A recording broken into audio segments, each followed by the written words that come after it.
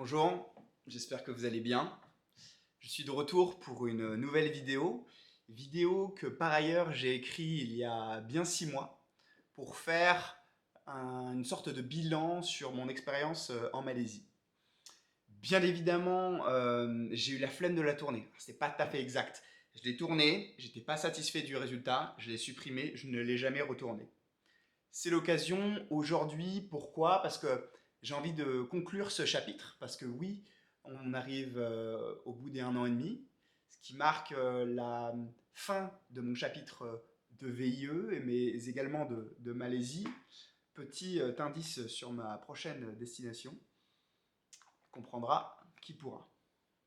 Donc, les sujets que je souhaitais aborder aujourd'hui sont pas du tout d'ordre culturel comme je vous l'avais promis la dernière fois, mais plutôt sur de météorologique, sur un point sur la nourriture, sur la santé, sur la logistique, et puis que quelques points marquants de cette expérience. En fait, l'idée, c'était de revenir sur les sujets qui m'avaient vraiment marqué au début, que j'avais d'ailleurs partagé dans une vidéo que j'ai gardée en privé, que je n'ai partagée que à certains amis, euh, et voir quel regard je portais sur ces éléments aujourd'hui. En tout cas, il y a 6 mois, quand j'ai écrit, en janvier, quand j'ai écrit cette vidéo. Pour ce qui est de la météo, vraiment ce qui marque quand tu arrives en Malaisie, c'est non seulement la chaleur, parce qu'on est à plus de 30 degrés à l'année, mais surtout le niveau d'humidité qui est saisissant, qui empêche littéralement ta peau de transpirer.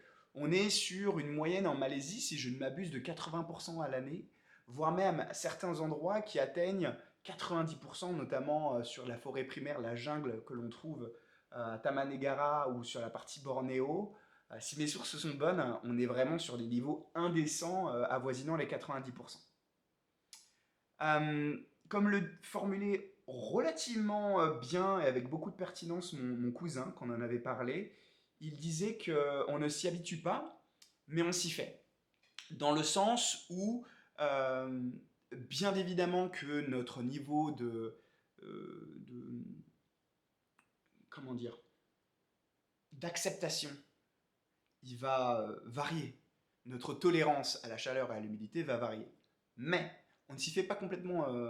Et par contre, le corps qui ne s'habitue pas, l'esprit, lui, va s'habituer à la sensation, à la souffrance, en quelque sorte. Même si, bon, il fait beau, il fait chaud, on va pas se plaindre, hein, clairement. Et, et bon, et bah, il faut quand même continuer à faire du sport. Donc les gens me demandent alors comment tu fais pour aller courir par 30-35 degrés avec autant d'humidité. Je leur réponds, bah, il n'y a pas de secret. Je le fais, c'est tout. C'est plus dur pour des performances qui sont moindres, mais c'est comme ça. C'est pas tout à fait exact. Je varie un peu plus les plaisirs. Dans le sens où je vais également faire des sessions un petit peu cardio en salle de sport sur tapis, avec plus d'intensité, et je varie avec la piscine. Euh, Ensuite, il y a un sujet qui me paraît vraiment capital d'aborder, c'est le sujet de la nourriture et de la santé. Alors, c'est vrai qu'on a une très grande variété de choix, une très grande diversité des saveurs, et c'est vraiment chouette, d'autant que les prix sont dérisoires pour la plupart des restaurants, sauf éventuellement pour les westerns. Mais la chose à laquelle il faut vraiment faire attention, c'est la diététique, puisqu'il est facile et totalement, c'est vraiment très peu cher, d'aller dans un mamac, donc dans le boui-boui local, et de prendre du fried chicken, enfin du poulet frit avec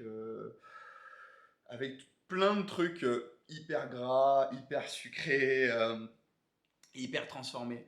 Mais la problématique diététique va très vite nous rattraper.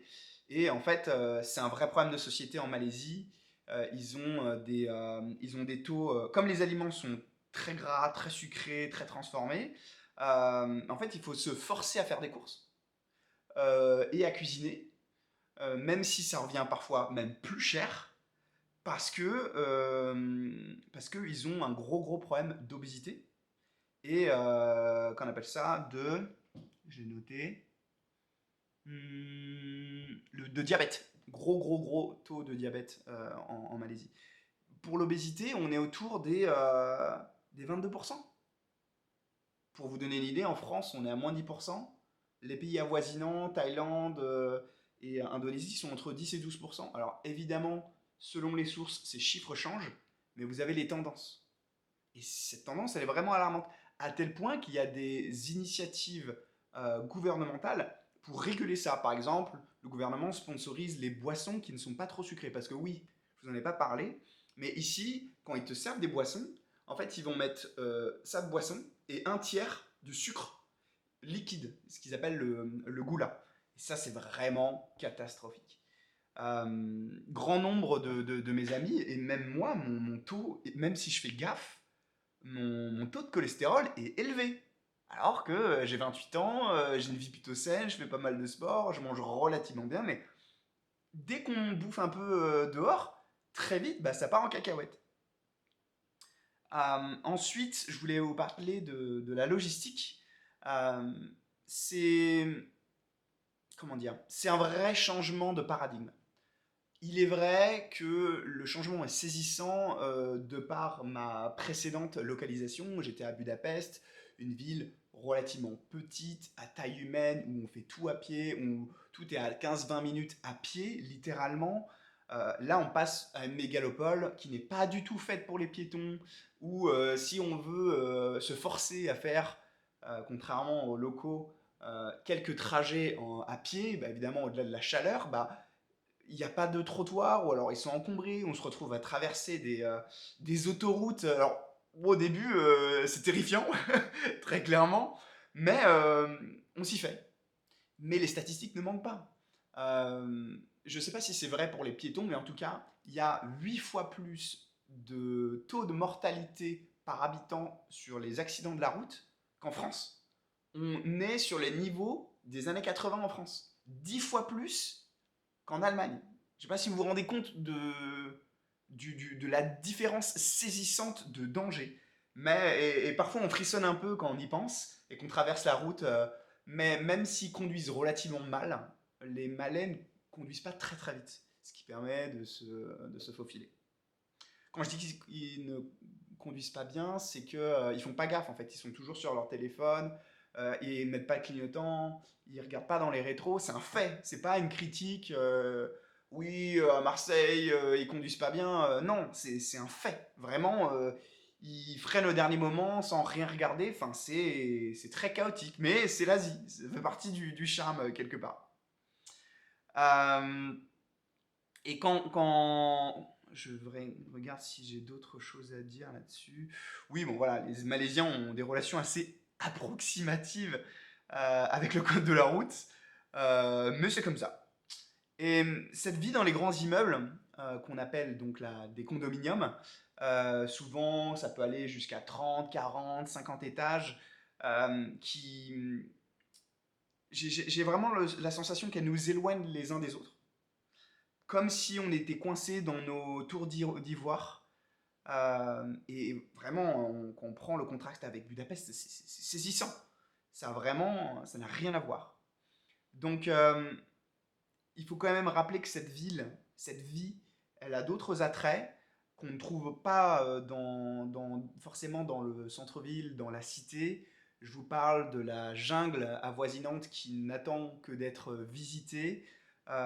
Les autres villes de la péninsule malaisienne, donc au nord, on va avoir Penang, au sud, on va avoir Ipoh également, au sud, on va avoir Malacca, il y a les îles de la côte ouest comme Pankor, Langkawi, ceux de la côte est, Kapas, Perhentian, Tioman, vraiment qui sont des îles paradisiaques et pas si touristiques que ça, si on prend en comparaison les îles de la Thaïlande par exemple. Euh, donc vraiment, il y a des choses à faire. Mais oui, cette vie en condominium, elle nous éloigne les uns des autres. Il y a, il y a aussi, je trouve, une différence sociale où il n'est pas forcément évident de nouer des relations amicales solides, puisque, en tout cas avec des amis expats.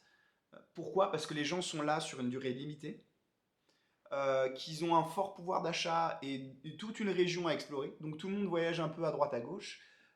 Et comme, bon, de par la logistique, on ne se croise pas forcément beaucoup la semaine, il ne reste que les week-ends, et la plupart du temps, les gens de mon entourage, et moi compris, hein, bougent beaucoup le week-end. Donc, il peut arriver, même des amis les plus proches, on passe 2, 3 mois sans se voir. Et comme la vie va un peu très vite, bah, on oublie. Et il faut faire attention. Il faut prendre un peu soin des gens qu'on aime et qui nous entourent. Faut les bichonner un peu parce que sinon on oublie. On oublie pourquoi on est là et ce qui est important de garder. Donc voilà, petit point sur les condominiums. Euh, Il y a un gros confort. Par exemple, si on n'a pas le temps, on peut quasiment systématiquement, il y a une piscine dans les condominiums, une salle de sport, parfois même un restaurant, une épicerie. Donc ça permet de dépanner, ça permet de faire son sport facilement, rapidement, sans logistique, sans prise de tête. Juste, tu te changes chez toi, tu y vas, tu reviens, tu prends une douche. Ça peut durer une demi-heure, c'est plié et c'est fait. Donc ça, c'est bien pratique. J'ai l'impression que ça me déconnecte un peu de la réalité, mais bon, c'est clairement pas désagréable. Euh, Qu'est-ce que je voulais rajouter? Je pense qu'on a à peu près fait le tour. On est à 11 minutes, ce qui est un temps relativement raisonnable. Donc, euh, donc voilà, on est quand même sur une très très belle expérience. On est quand même sur... donc, je vous ai parlé de la météo, je vous ai parlé de la logistique, je vous ai parlé des attraits de la Malaisie, mais également de la vie, des retours que je pouvais en avoir. Donc, voilà, un bilan extrêmement positif au bout d'un an et toujours aujourd'hui quand je tourne la vidéo. Je quitte la Malaisie non sans une certaine tristesse puisque j'ai le sentiment de ne pas y avoir assez vécu, de ne pas m'y être accompli autant que j'aurais voulu le faire, tant personnellement que professionnellement, raison pour laquelle ma prochaine expérience ne sera pas très loin. Donc voilà, on reste sur une thématique asiatique. Sur ce, je vous remercie de m'avoir écouté. Comme à mon habitude, bon voilà, il n'y aura probablement pas de cut. C'est un peu improvisé, j'avais pas envie d'apprendre mon texte, mais j'avais envie de vous partager cette expérience parce que c'était important. J'ai l'impression que c'est vraiment, comment dire, une démarche plus personnelle, presque de deuil, pour achever ce chapitre proprement. Je vous embrasse, ciao.